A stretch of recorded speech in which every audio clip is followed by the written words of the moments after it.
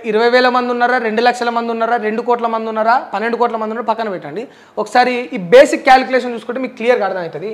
ముస్లింలు ఒక 20 మంది ఉన్నారు అనుకుందాం. రోజు చూస్తూనే ఉన్నాం ఈ వార్తలల్లో, ఇది రియాలిటీ. ఏం చూస్తామంటే ఒక ఎమ్మెల్యే దగ్గర నల్లధనం ఎంత పట్టుబడుతుంది అంటే, ఒక రాష్ట్రంలో ఫలానా పార్టీ ఎమ్మెల్యే దగ్గర ఒక 500 కోట్లు పట్టుబడుతుంది. 500 కోట్లు ఒక ఎమ్మెల్యే దగ్గర పట్టుబడుతుంది. ఏది ఇది? Black money. ఇది బ్లాక్ మనీ. ఒక ఎంపీ దగ్గర మొన్న కూడా చూసినాం, కాంగ్రెస్ ఎంపీ దగ్గర బాగానే 600 కోట్లేమో పట్టుబడ్డది. సరే, ఓన్ దగ్గర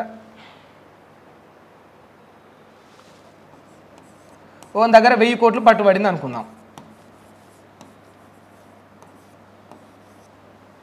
ఏది? అది బ్లాక్ మనీయే. ఒక ఎమ్మెల్సీ దగ్గర కూడా సమ్ అమౌంట్ ఒక 100 కోట్లు అనుకుందాం.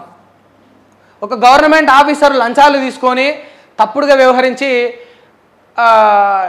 ఎక్కడనో చూసాం మనం న్యూస్, మేడ్చల్ దగ్గరనే అనుకుంటా, ఈ యొక్క ఎంఆర్ఓ 1 కోటి రూపాయలు తీసుకున్నాడు ఒక సైన్ చేయడానికి, ఒక ఫోర్జరీ చేయడానికి 1 crore తీసుకున్నాడు. అట్లా ఈ ఎంఆర్ఓలు, ఎంపీడీఓలు వీళ్ళందరి దగ్గర కాదనుకున్న, ఎంత కాదన్నా కూడా ఈ ఆఫీసర్స్ దగ్గర కూడా, ఈ ఆఫీసర్ దగ్గర ఓ 1000 కోట్లు వెళ్ళదా? ఇదంతా ఒక ముచ్చట. అంటే నేను ఏం చెప్తానంటే క్యాలిక్యులేషన్ చూసుకోర్రి. ఉట్టిగానే చెప్పిన సరే, 20 అన్న కాడ 20,000 మంది వేసుకో, ఉట్టిగానే 500 కోట్లు, 1000 కోట్లు, 100 కోట్లు, 1000 కోట్లు, ఇది రఫ్గా చెప్పిన ముచ్చట.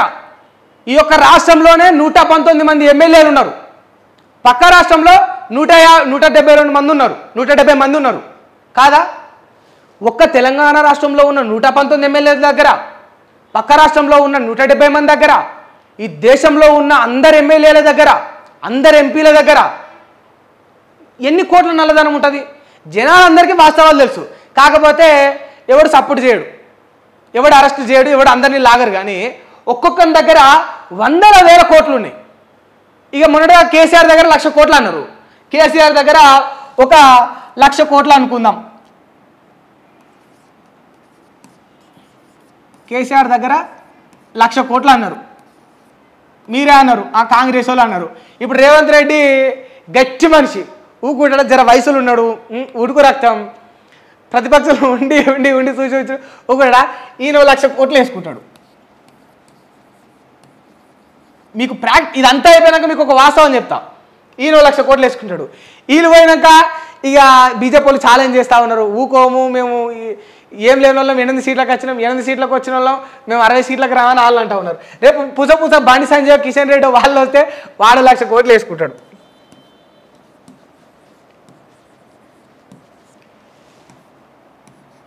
కేసీఆర్, ఈ ఆర్ఆర్, RRR అని పెట్టుకోపోయిర్రు, ఇక బండి సంజయ్,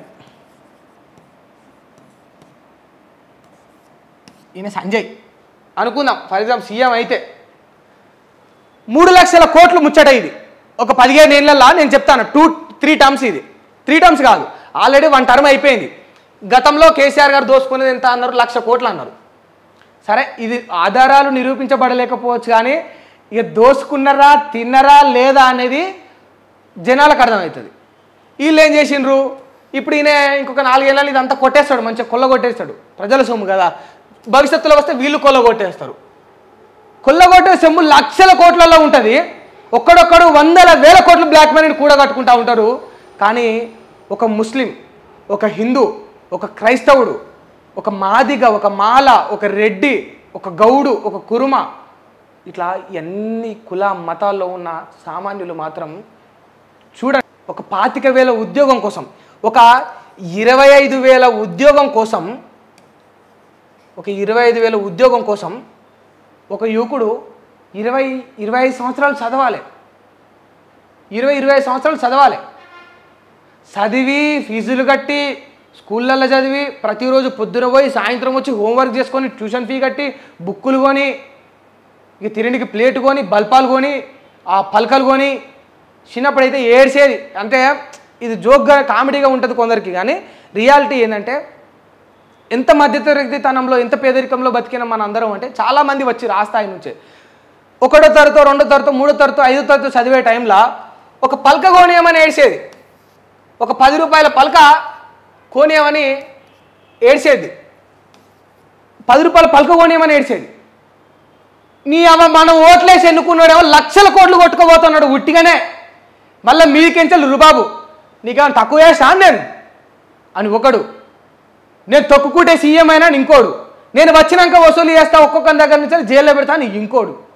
మన సొమ్ము తిని లక్షల కోట్లు కూడగట్టుకునే ఒక రాజకీయ నాయకుడికేమో ఎంత బల్పు ఉంటుంది చూడరి. ఆ బల్పు మరి గాడి ఏడికెళ్ళి తయారవుతుందో ఏడ అరుకట్టిందో తెలియదు, కానీ అంత బల్పు ఉంటుంది. కానీ మనం ఎటువంటి పరిస్థితి నుంచి వచ్చినాం? నాడు 10 రూపాయల పలక కోసం కొట్టుకున్నాం, ఇప్పుడు ఒక 25,000 ఉద్యోగం కోసం మనం కొట్లాడుతూ ఉన్నాం. మన పరిస్థితిలో ఇంత దీనంగా, వీళ్ళేమో ఖద్దరు బట్టలు, కార్లు, బిల్డింగ్లు, బంగ్లాలు, ఇక విదేశాలు, సౌలతులు. ఇక కొందరు ఎమ్మెల్యేల గురించి వద్దు, సందర్భం వచ్చినప్పుడు చెప్తాం, కానీ ఇక వాళ్ళు థాయిలాండ్కి పోతారు, గోవాలకు పోతారు, చిల్ అవుతూ ఉంటారు.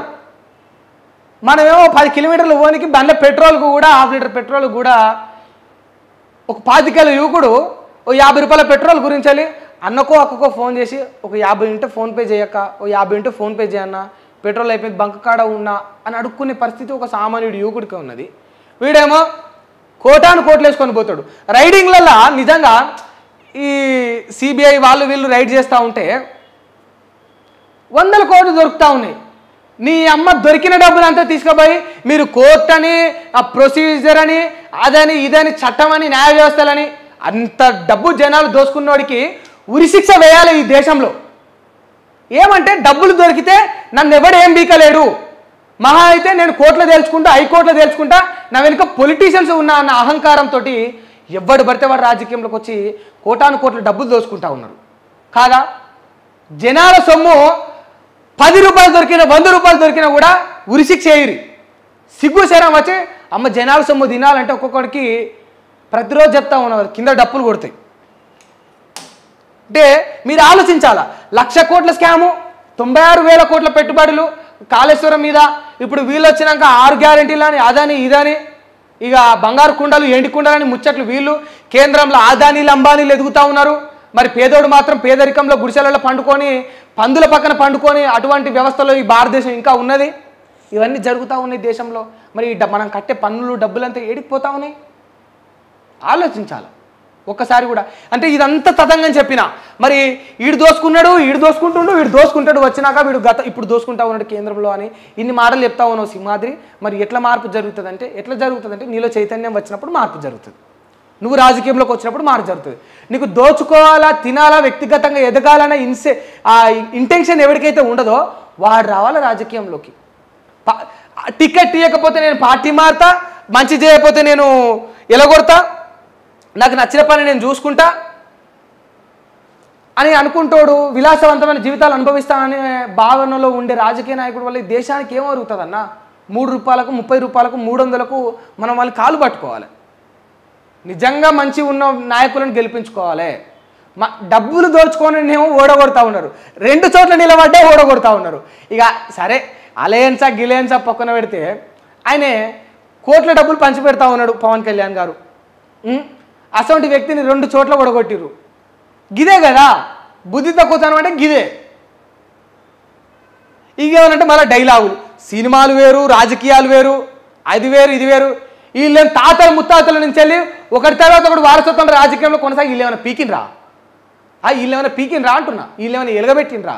వీళ్ళేమైనా మన సామాన్యుల బ్రతుకులు మార్చిండ్రా? శాతగాని కొడుకులు.